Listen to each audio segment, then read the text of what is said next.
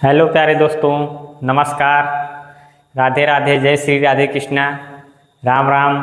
आप सब अच्छे और मस्त होंगे तथा आप सबका मेरे या अपने यूट्यूब चैनल लर्न एजेएसएससी में स्वागत है तथा मैं उम्मीद कर रहा हूं कि आप सफलता की सीढ़ियों को धीरे धीरे तथा निरंतर उसको या छत तक जाने के प्रयास में लगे होंगे कि सीढ़ियों के द्वारा छत पर ही पहुंचा जाता है।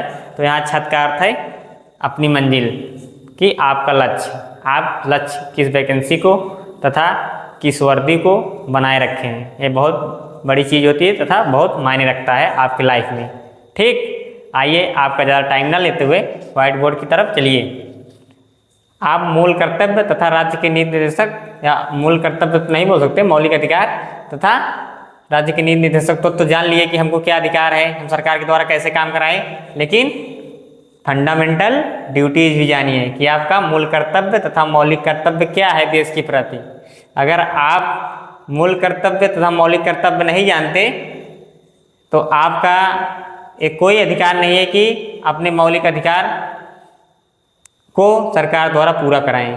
तो पहले आप मूल कर्तव्य जानते रहिए, फिर मौलिक कर्तव्य या मौलिक अधिकार आपको बहुत, कह सकते हो ना, चाय में चीनी की तरह काम करेगा। ठीक, आइए। ये पूछता है मूल कर्तव्य भाग किस भाग के अंतर्गत आता है तथा किस अनुच्छेद में रखा गया है तथा कब जोड़ा गया है। तो शुरू स्टार्ट होने से पहले मैं 3 प्रश्न करा दूं। तो भाग 4A या ए ना रहे तो भाग 4 का के अंतर्गत रखा गया है। ठीक, और अनुच्छेद 51A के अंतर्गत। ठीक, तथा जोड़ा कब गया? जोड़ा गया 42वें संविधान संशोधन 1976 द्वारा। सिर्फ 10 मौलिक कर्तव्य जोड़े गए तथा 11वां मौलिक कर्तव्य या मूल कर्तव्य जो था वो जोड़ा गया 2002 में। देखिए 2002 में जोड़ा गया 11वां जो था, और बाकी जो इससे पहले 10 हैं वो जोड़ा गया था। कब जोड़ा गया था? 1976। डेट भूलना नहीं है, बार बार रख लेना है, 2-3 बार। अगर इसको बोल दोगे तो आप कभी भूलोगे नहीं। आइए पूरा करा दी ना। 11 मौलिक कर्तव्य हैं या मूल कर्तव्य, आप इसको जानिए। मौलिक अधिकार ही जान लेना बहुत बड़ी बात नहीं होती। आप मौलिक कर्तव्य जानते रहेंगे तो मौलिक अधिकार चाय में चीनी की तरह काम करेगा। ठीक, अगर देश आपको कुछ दे रहा है तो आपका भी दायित्व है कि देश को कुछ दो, जिससे देश में जागरूकता फैले तथा देश तेजी के साथ उन्नत कर सके तथा विकासशील देश से विकसित देश भारत बन सके। ठीक, आइए। पहला मूल कर्तव्य मौलिक कर्तव्य कहता है संविधान, राष्ट्रीय ध्वज और राष्ट्रगान का सम्मान करना। संविधान में लिखा है राष्ट्रीय ध्वज तथा राष्ट्रगान का सम्मान करना। ये नहीं कि 15 अगस्त और 26 जनवरी आए तभी तिरंगे के प्रति आपका सम्मान हो। आपका सम्मान 365 दिन पूरे वर्ष तथा 24 घंटा आपके दिल में रहना चाहिए। कि ये नहीं कि स्वतंत्रता दिवस हो गया तो झंडे को उठाकर कचड़े में फेंक दें। देखते होगे ना, मिलता भी है।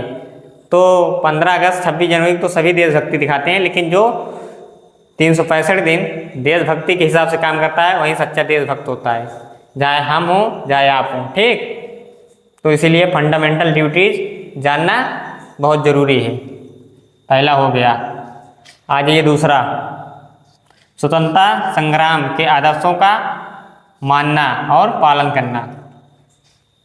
ये बात कर रहा है जो स्वतंत्रता संग्राम हुआ तथा देश को आज़ाद करने में जिन लोगों ने अपना बलिदान दिया तथा अपने सब कुछ न्यौछावर कर दिया कि आने वाली पीढ़ी या अपना देश किसी दूसरे देश का गुलाम ना रहे। ठीक, उन्होंने, कहते हो ना, सब कुछ बलिदान कर दिया। अच्छी अच्छी कविता बनी है। तो उतना बड़ा मैं शायर हूँ नहीं, तो नहीं तो, या शायर नहीं, या बोल सकते हो कवि हूँ नहीं, इसमें शायर तो नहीं बोल सकता। शायर भी होते हैं जो देशभक्ति शायरी करें उनको भी शायर कहते हैं, तथा जो देशभक्ति कविता करें उनको कवि बोलते हैं। ठीक, कोई भी कविता करें वो कवि होते हैं तथा कोई भी शायर करें वो शायरी करे वो शायर होते हैं। तो इन दोनों में मैं हूँ नहीं भाई, क्षमा चाहता हूँ। ठीक, आ जाइए। तो जिन्होंने देश का आज़ाद कराया, देश को आज़ाद कराया तथा देश के लिए सब कुछ बलिदान कर दिया।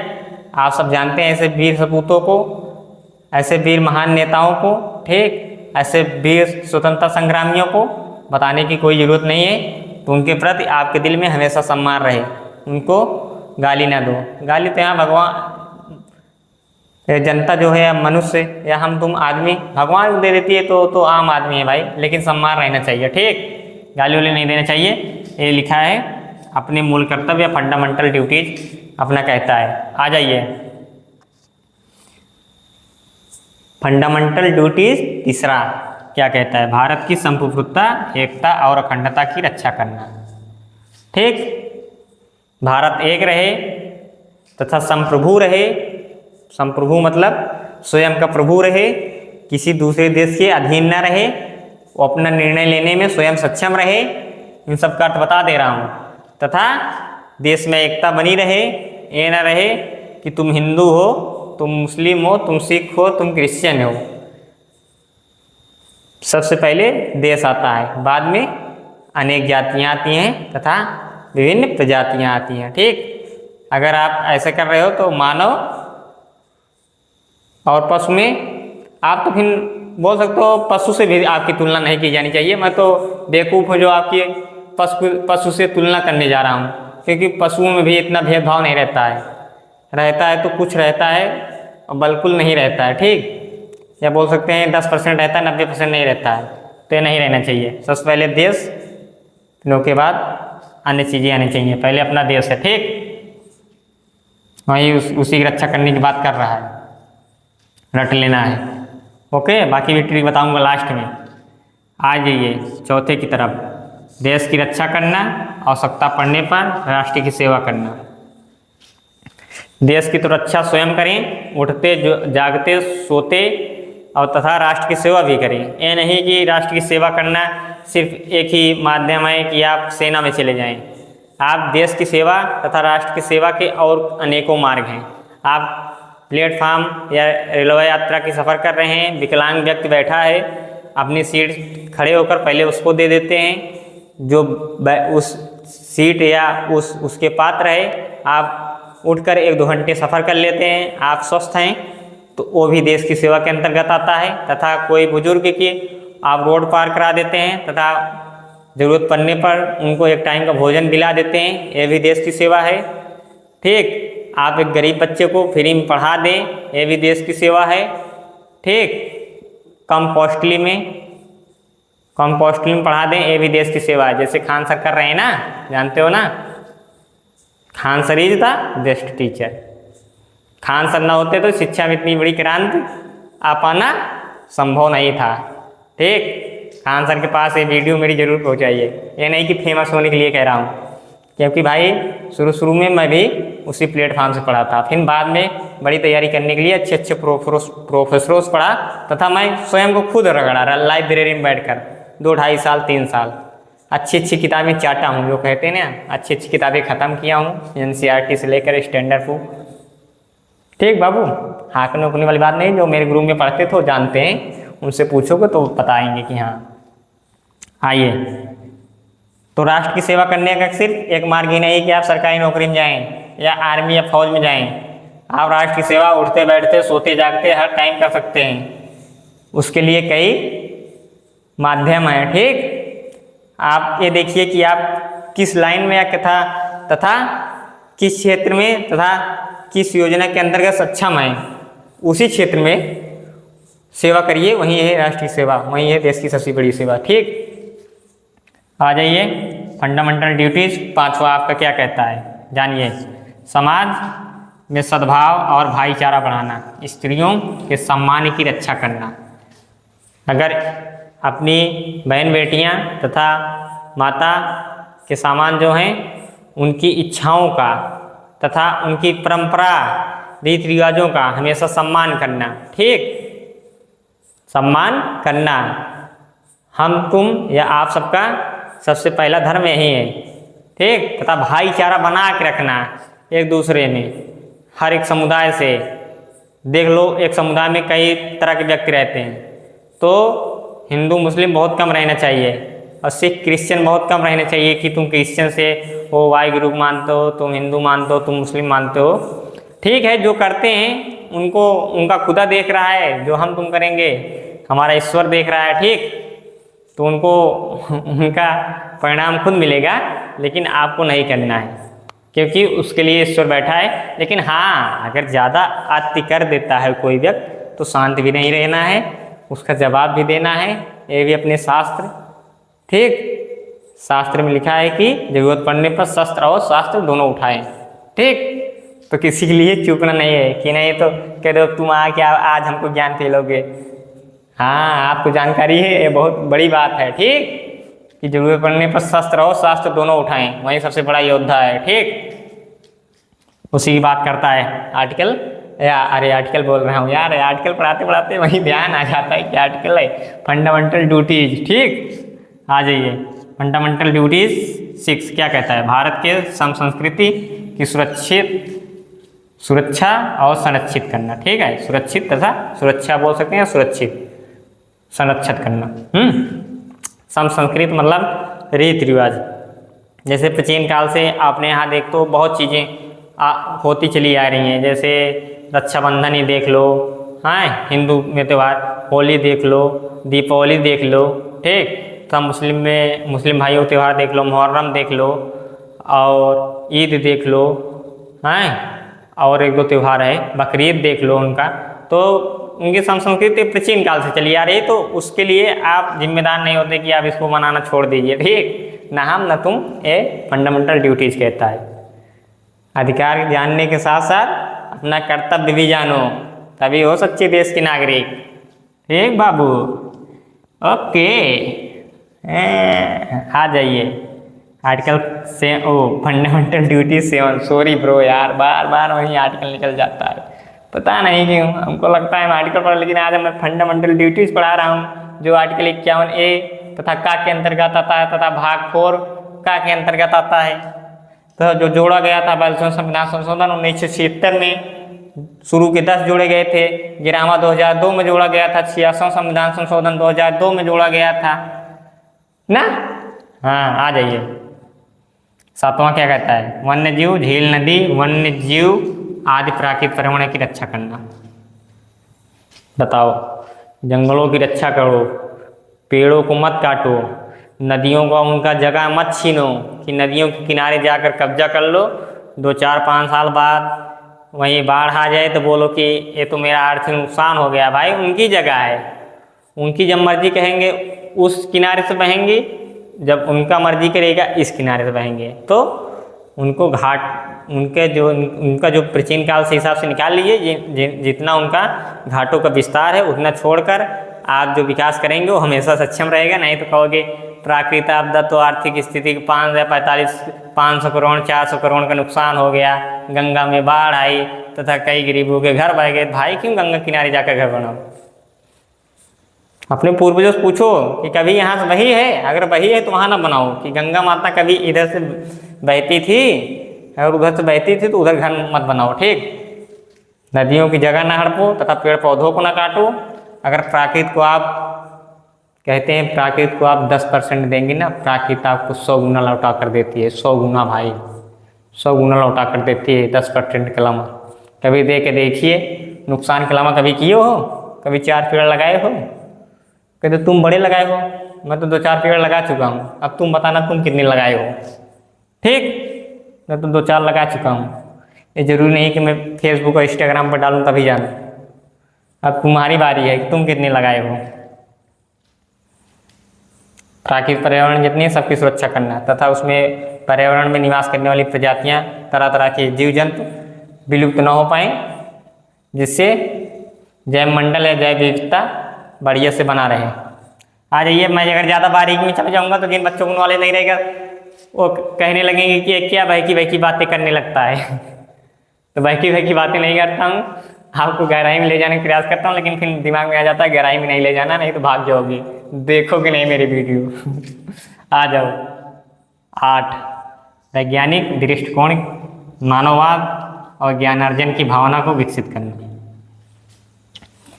वैज्ञानिकों के दृष्टिकोण, जैसे वैज्ञानिकों ने हमें परमाणु बम दिया, तरह तरह की मिसाइलें दी।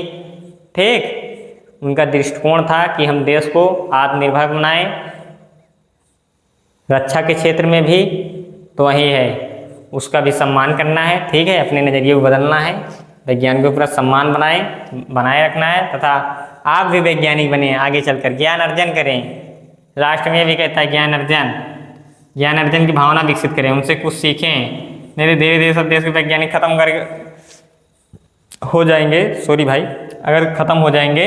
ठीक, अब सॉरी किस लिए बोला आप जान रहे हो, थोड़ा एक हुचकी आ जाती है, हुचकी। ठीक है, ज्ञान अर्जन की भावना विकसित करें, जिससे आप भी आगे चल के देश के लिए कुछ बड़ा कर सकें। कि तो बड़ा तो सभी करते हैं, कौन छोटा करेगा? नहीं भाई, सब बड़ा नहीं करते, सब छोटा करते हैं, आपको बड़ा करना है। ठीक, नहीं तो चाइना को हम कब पिछाड़ दे होते। अपने यहाँ क्या है जानते हो ना, यही जातिवाद, यही धर्मवाद, यही भेड़ बकरियों की चाल, यही अशिक्षा का अभाव, इसी सब के कारण है। यही स्किल न होना अपने युवाओं में। ठीक, नहीं तो भारत में जानते हो युवा वर्ग कितने % हैं? अपने यहाँ युवा वर्ग जो 14 से लेकर 28 वर्ष के बीच में लगभग या 30 से 35 के बीच में 30 से 35% के बीच में आते हैं युवा वर्ग। वो चाहे तो देश में कुछ भी कर सकते हैं, संभव है। ठीक, लेकिन जान रहे हो ना आजकल अपने युवाओं का तथा अपने यूथ का किस तरफ ध्यान ज़्यादा रहता है? देश के विकास में नहीं रहता है कि देश के लिए हम कुछ करें। उनका ध्यान इस तरह रहता है कि हाँ, हमसे आगे न जाने पाए, अगर वो 2 कदम आगे जा रहा तो उसका पैरों पकड़ खींच ले, नीचे आ जाए, वो भी कुछ ना कर पाए समाज के लिए। अगर कोई बालक या कोई बच्चा, कोई व्यक्ति समाज के लिए कुछ करना चाह रहा है ना, तो समाज में ऐसे ईर्ष्यालु व्यक्ति भी रहते हैं, वो सोचें कि वो फलाना बटुआ बहुत आगे जा रहा है, बहुत आगे जाएगा, उसको खींचो नहीं तो साला निकल जाएगा। पता लगा गरीबों की मदद करने लगा तो उसका तो चारों तरफ जग में नाम हो गया, तो इसी के डर रहता है। तो भाई आप भी आगे बढ़ो, अगर कोई बढ़ रहा है तो उसकी भी मदद करो। यही है फंडामेंटल ड्यूटीज, बोल सकते हो आपका मौलिक कर्तव्य या मूल कर्तव्य। पढ़े लिखे रहो तो जानो, जब पढ़े लिखोगे नहीं तो क्या जानोगे, क्या कहता है, क्या कहना चाहिए, कैसे भाईचारा बना कर रहना चाहिए। बताओ, संविधान इतनी बड़ी बातें बता के जा रहा है, आपको खुद एक जीवन जीने का तरीका बता के जाता है, लेकिन पढ़ोगे तब जानोगे ना। आइए, अब कह दो कि तुम ही बड़े पढ़ते हो। नहीं भाई, आप पढ़ रहे हो, अच्छी बात है। अगर आज आप पढ़ रहे हो ना, कल आप बहुत आगे जाओगे। है नहीं कि नौकरी पाकर ही आगे जाओगे, किसी भी क्षेत्र में आगे जा सकते हो। शिक्षा में इतनी बड़ी ताकत होती है।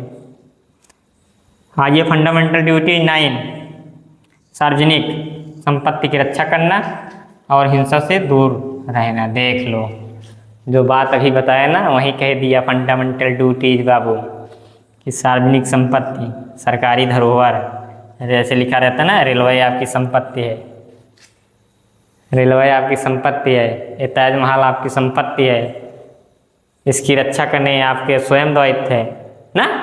तथा हिंसा से दूर रहें, ये नहीं कि तोड़ फोड़ मचाओ जो सरकारी संपत्ति है, रेल फूंक दो, वो फूंक दो, कार्यालय फूंक दो।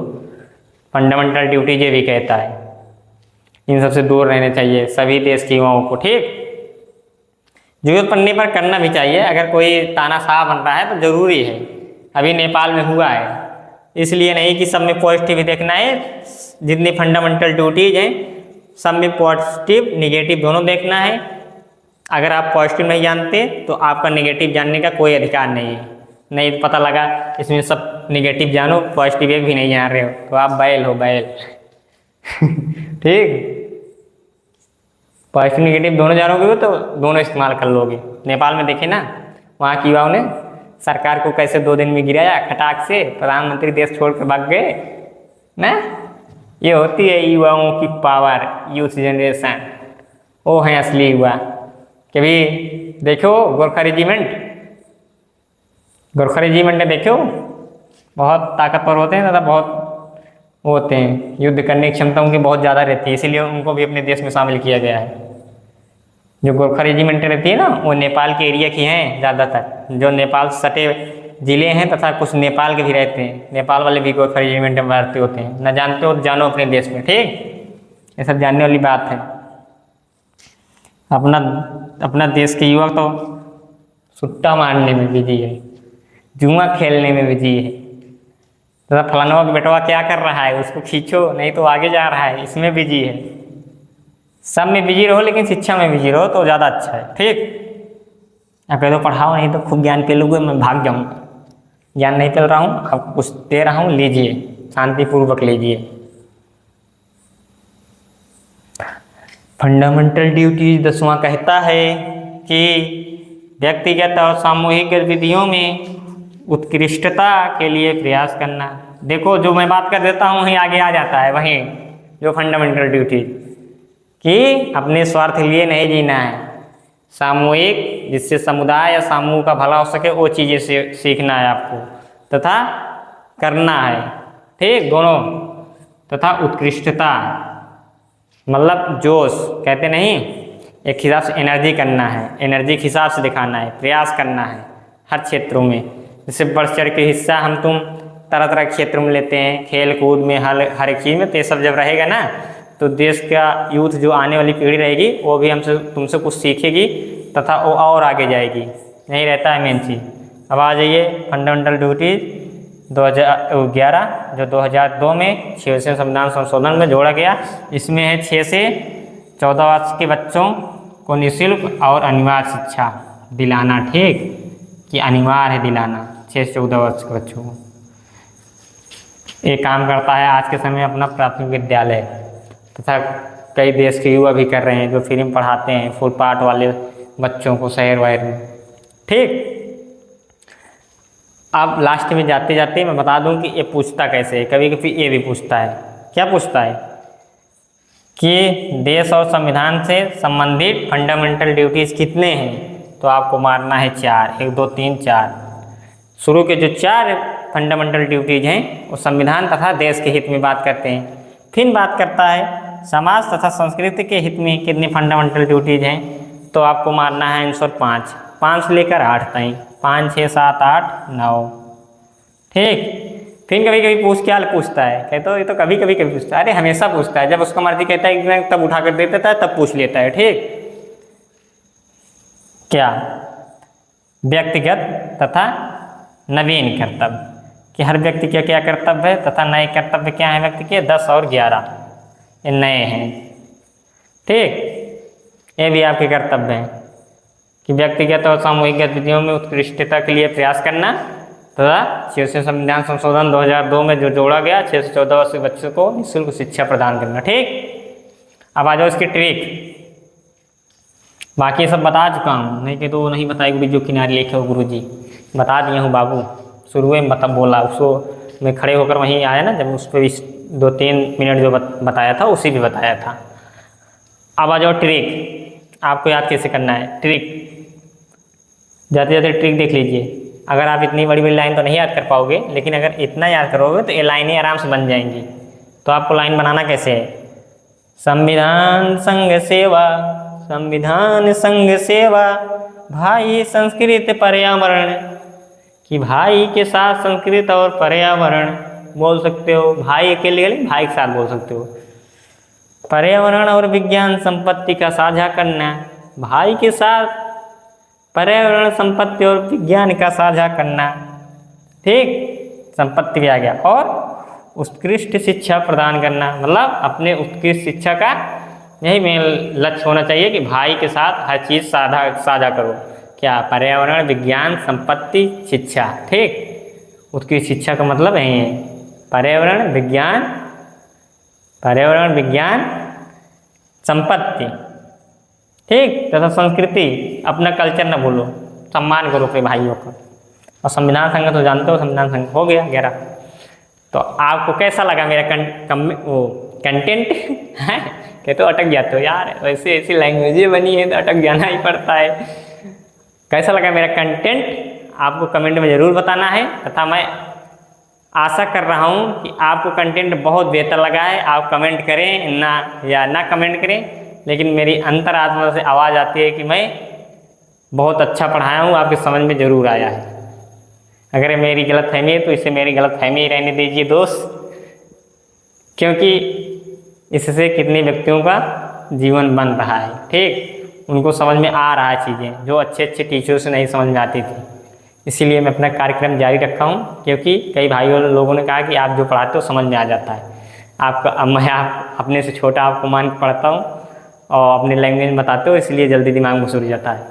नहीं तो मैं किताबें खोलता रहता हूँ इधर उधर, कैसे ऐसे पलटता रहता हूँ।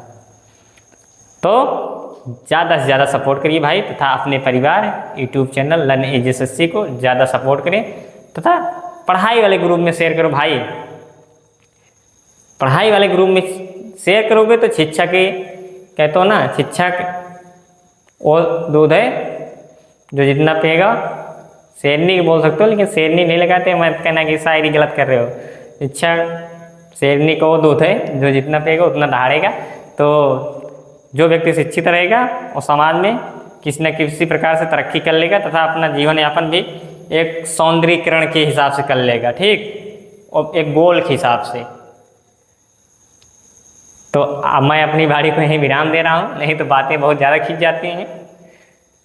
अब मैं कल मिलूँगा एक अच्छे और मस्त कंटेंट के साथ।